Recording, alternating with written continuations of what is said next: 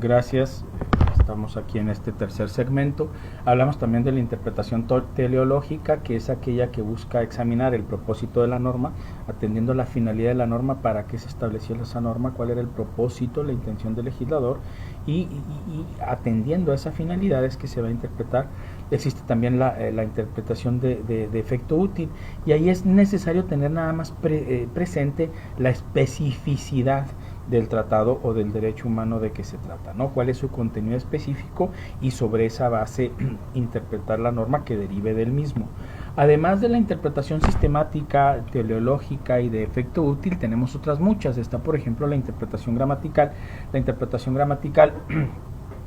podemos hablar de la interpretación sistemática, lato sensu, y de la interpretación a contrario. Un ejemplo de sistemático es precisamente desentrañar no sistemático, semántico.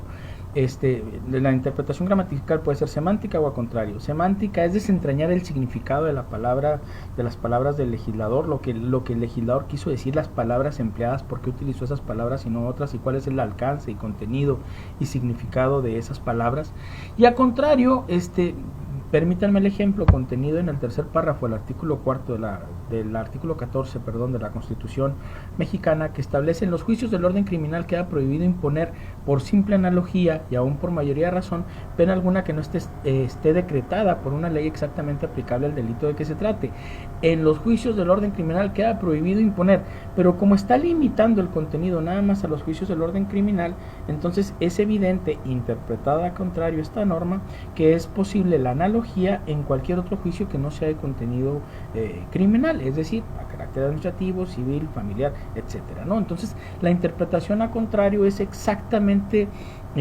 considerar el sentido opuesto del mandato, atendiendo a que el mismo regula un aspecto específico, y bueno, lo que no está regulado se entiende o se sobreentiende, si así se le quiere decir, en un sentido opuesto al consignado en forma gramatical por el legislador. Dentro del carácter sistemático, la anterior era semántico, no sistemático. Dentro del sistemático lato sensu existe el sistemático stricto sensu, existe la interpretación a rúbrica, existe la interpretación a sede materiae. A sede materiae es cuando se habla de la localización topográfica del enunciado, así, topográfica, es decir, dentro del sitio, dentro del lugar que está contenido el dispositivo o la norma o el precepto o el párrafo, de acuerdo a lo que vayamos a interpretar. Entonces está colocado en un apartado específico y atendiendo a distintos elementos, entre ellos, por ejemplo, el teleológico, se podrá desentrañar el significado de la norma, de tal suerte que si cambiamos de lugar ese mandato, no tendría sentido o no tendría relevancia, por lo que debe de circunscribirse su significado a ese lugar en específico en donde está ubicado el precepto que se pretende interpretar. Muy parecido al anterior, esa rúbrica, la interpretación a rúbrica, que tiene que ver con el título del capítulo o con el título del título, valga la redundancia, y que se refiere a ese enunciado al que encabeza por lo general las distintas partes en las que se dividen las leyes o los códigos. Bien, se parecen los dos mucho, porque atendiendo al apartado específico en donde está contenido el precepto, no podemos pretender trasladarlo a otro sitio, porque si lo hacemos desnaturalizamos el precepto, ¿no? Entonces, la interpretación sistemática, las sedes materiales y rúbricas se parecen en esto. La interpretación sistemática en stricto sensu es aquella que nos establece una serie de premisas o de orden conforme al cual debemos interpretar las normas. Un ejemplo nos lo brinda el Código Civil, al menos el Código Civil local, artículos del 1745, 1751, que nos dice, por ejemplo, hablando de las reglas de la interpretación de los contratos, que si los términos son claros, debe estarse a la literalidad de las cláusulas, que éstas deben interpretarse las unas con las otras o por las otras, verificar el uso o las costumbres empleadas, y que cualquiera que sea la generalidad de los contratos, no deben comprenderse en ello cosas diferentes de aquellas sobre las que los interesados acordaron. Estos principios básicos están contenidos en la ley, entonces se les llama sistemática en stricto sensu, porque estas normas de interpretación están contenidas en la norma. Y hablando de los contratos o de la interpretación de los contratos, antes de acudir a otros mecanismos de interpretación, debemos estar atentos a esta secuencia y a esta serie de mandatos que tienen que ver con la claridad del texto contenido en un acuerdo de voluntades. Dentro del sistemático existen también el de no redundancia y el de acoherencia. El principio, el de no redundancia, es aquel en donde debe partirse el principio de que el legislador no regula dos veces la misma hipótesis, y de tal suerte que si encontramos cierta similitud en dos apartados distintos, debemos de entender que se trata de cuestiones diferentes. ¿Por qué? Porque si ya está regulado de un modo, no podemos sobreentender que el legislador reguló la misma materia de manera distinta, por lo que debe interpretarse en principio que se trata de materias distintas. Podrá haber hierros del legislador y entonces tendremos que acudir a otra serie de interpretaciones para poder demostrar este hierro, pero insisto, en principio tendríamos que partir de la no de redundancia, en el sentido de que el legislador no regula dos veces la misma cosa. Y a coherencia también decimos que es un principio sistemático porque debe de tener sentido la norma, es decir, no puede establecerse que haya incompatibilidad entre el significado que le estamos dando a los preceptos. Debe haber lo que dijimos desde el principio cuando hablábamos del artículo primero, cuando hablábamos de la interpretación conforme. Entonces tiene que haber coherencia en el sistema normativo, debe haber armonía, debe haber una consistencia lógica en el texto de los enunciados. A eso se refiere esta interpretación a coherencia. Dentro de los criterios funcionales, les repito, hay muchos, existen por lo menos 2, 3 que me gustaría destacar. El teleológico, que ya habíamos mencionado, que tiene que ver con la finalidad de la norma. El histórico, que atiende a cómo se ha regulado tradicionalmente esta figura, cómo se ha venido regulando, cuál es la evolución que ha sufrido, a qué obedecen a esas evoluciones. Y aquí me voy a detener nada más con un ejemplo. No puedo detenerme mucho en los ejemplos porque, insisto, esto no es una charla que verse sobre la interpretación jurídica, es simple y sencillamente invitarles a ustedes a la reflexión de por qué debemos de tener presente la interpretación jurídica como una herramienta fundamental, porque junto con la argumentación van a ser los dos elementos que nos van a poder a nosotros argumentar de manera adecuada la intención o la pretensión detrás del derecho que decimos poseer frente a otro u otros derechos. Les decía entonces que,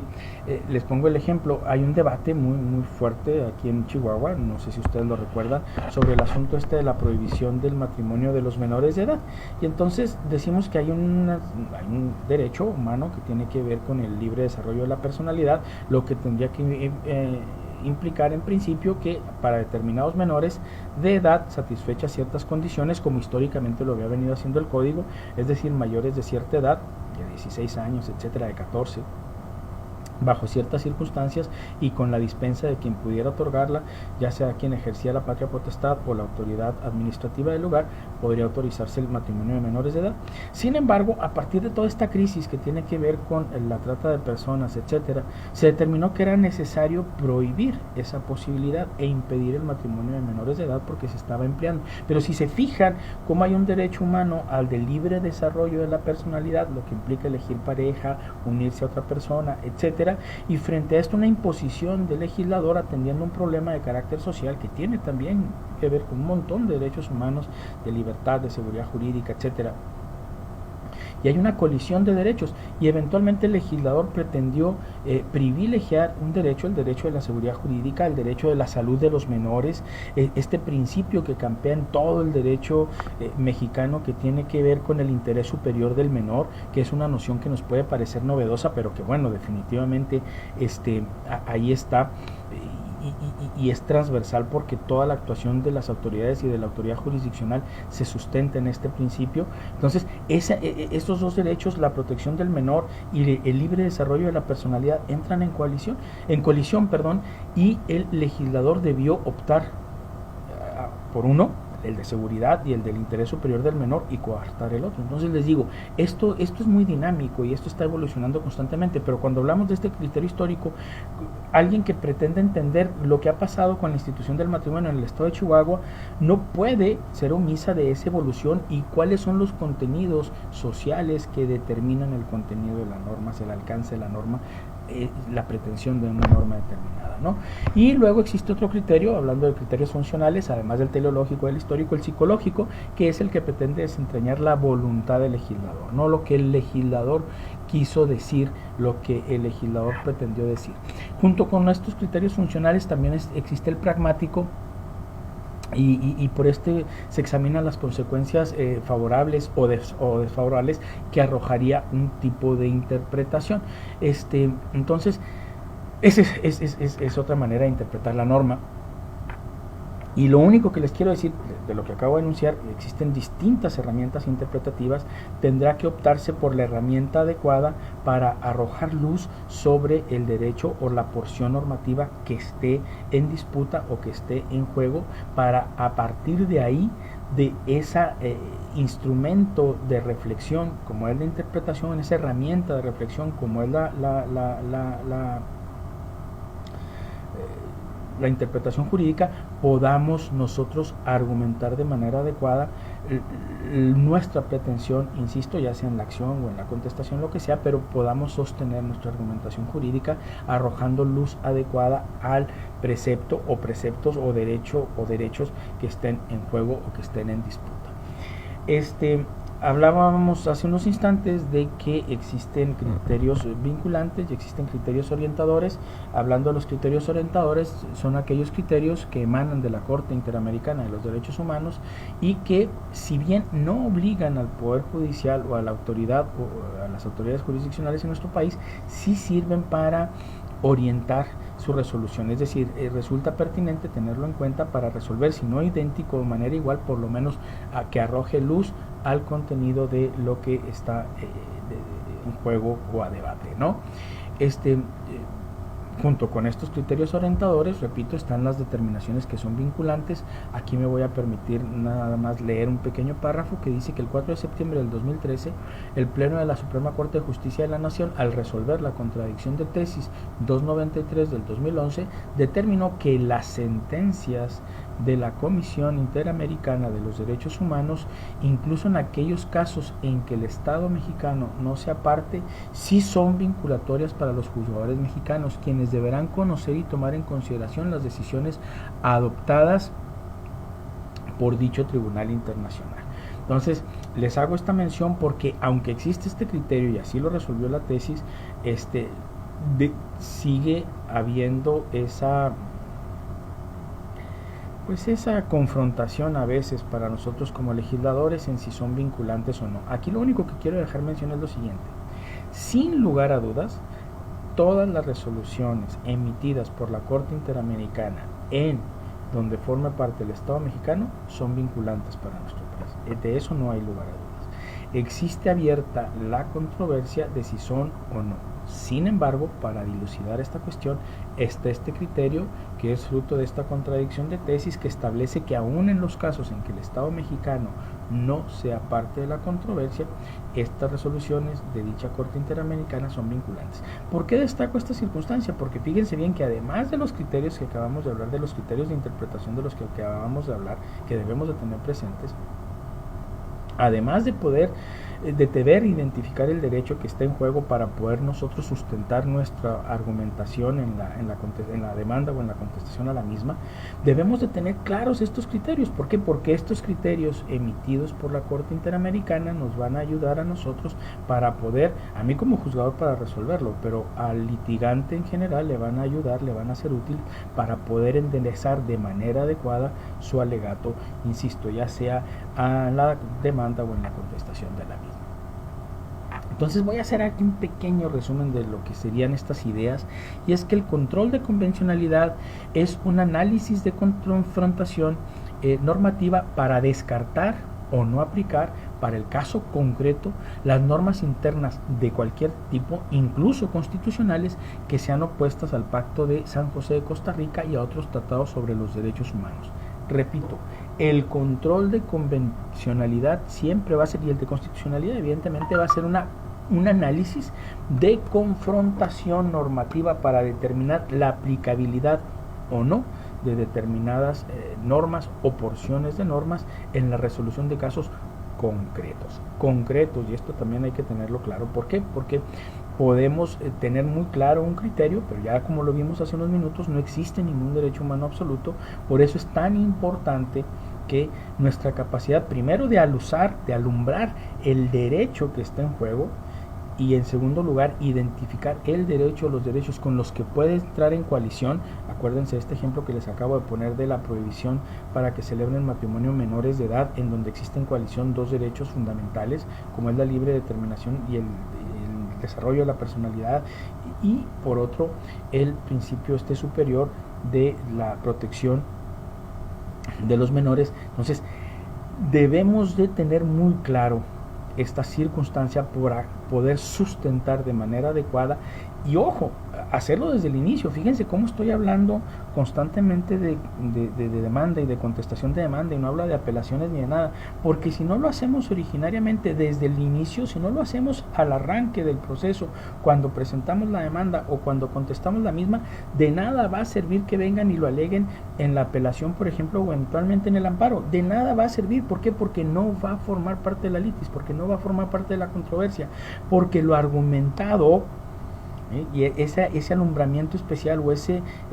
alusar de manera especial el enfoque que nosotros queremos privilegiar, si no lo hicimos desde el principio, ya después no lo vamos a poder hacer, porque eso también ocurre con mucha frecuencia. No se hace desde el principio, no se hace desde la demanda, no se hace desde la contestación, y luego ya después quieren venir en la apelación o quieren venir en el amparo a tratar de alegar cosas que no forman parte de la litis y que no se alegaron desde el principio y que tendrían que haberse hecho, y en ocasiones, si se hubiera hecho desde el principio, podrían haber prosperado.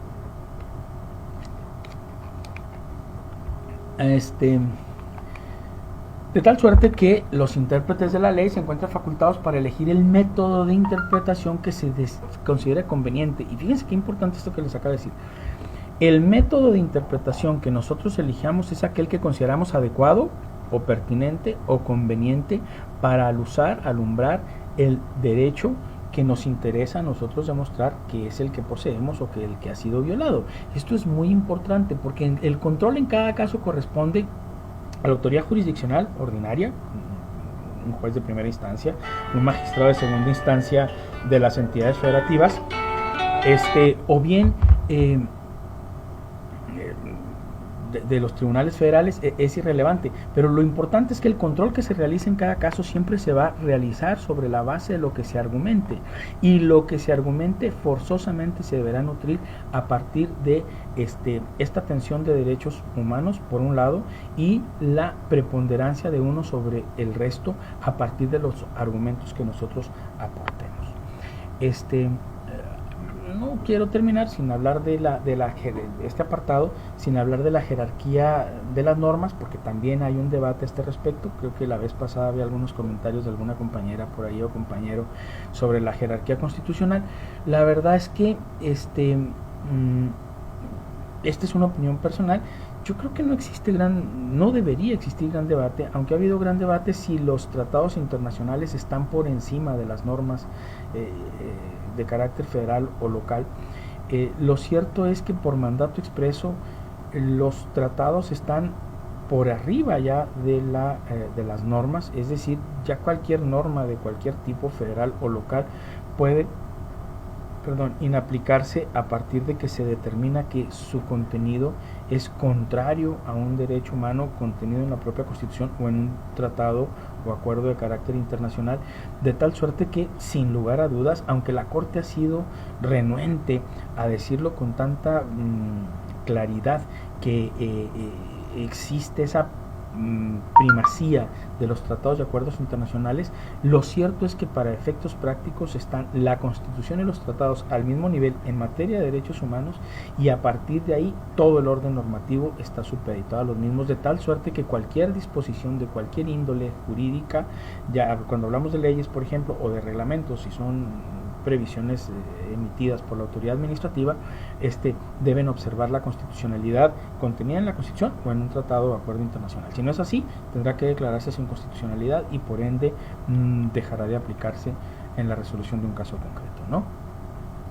Y esto ya nos lleva a un apartado que yo le llamo aquí recomendaciones y que tiene que ver con la argumentación jurídica. He estado haciendo referencia constante a la argumentación, pero si se fijan, la insistencia ha sido para que empecemos a partir de ahora a tomar en cuenta aspectos que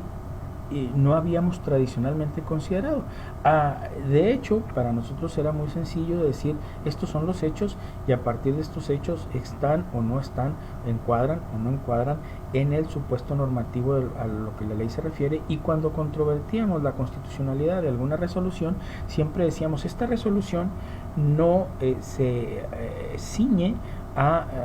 o quebranta o viola el derecho contenido en la Constitución en este aspecto o en este rubro. Era primero muy esquemático, segundo, y segundo, además de esquemático, era, podríamos decir, hasta plástico, ¿no? ¿Por qué? Porque partíamos de este silogismo. Si esta es la norma y si este es el hecho y no existen concordancias, pues entonces no vamos a poder aplicar la norma. Creo que este nuevo paradigma, que si lo recuerdan así se llama esta plática, tiene que ver con un nuevo enfoque que habla de que lo que ya está en disputa ya no son derechos o hechos o no nada más, sino que lo que debe privilegiarse son esos principios o valores consagrados en la Carta Constitucional o en los acuerdos y tratados, y a partir de ahí hacer prosperar nuestra pretensión, con independencia de si es la acción o la excepción, la demanda o la contestación de la misma. Debemos identificar esos derechos en juego, cuáles son esos derechos que eventualmente pueden colisionar, y a partir de ahí nosotros debemos argumentar, es decir, proporcionar razones, proporcionar motivos o alumbrar determinada reflexión para poder ilustrar a la autoridad encargada de resolver el conflicto que nuestro derecho debe prosperar por las razones invocadas. A ese apartado le voy a dedicar el siguiente segmento y bueno, pues nos vemos en unos minutos.